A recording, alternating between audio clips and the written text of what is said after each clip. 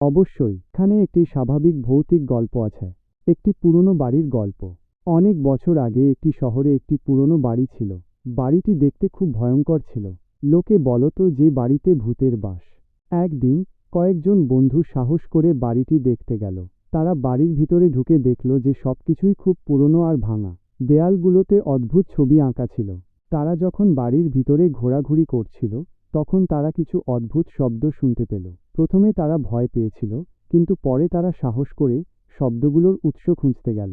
তারা একটা ঘরে ঢুকে দেখল যে সেখানে একটা পুরনো গ্রামোফোন বাজছে। গ্রামোফোনটা নিজে থেকেই বাজছিল। তারা আরও ভয় পেয়ে গেল। তখন তারা দেখল যে ঘরের দেয়ালে একটা আয়না রাখা আছে। আয়নাতে তারা তাদের নিজেদের প্রতিচ্ছবি দেখতে পেল। কিন্তু যখন তারা আয়নার দিকে ভালো করে তাকাল, তখন তারা দেখল যে তাদের প্রতিচ্ছবিতে কিছু পরিবর্তন আছে। তাদের চোখগুলো লাল হয়ে গেছে আর তাদের মুখে হাসি দেখা যাচ্ছে। তারা ভয় পেয়ে চিৎকার করে উঠল আর বাড়ি থেকে দৌড়ে পালিয়ে গেল। পরে তারা আর কখনো সেই বাড়িতে যায়নি। এই গল্পটি একটি স্বাভাবিক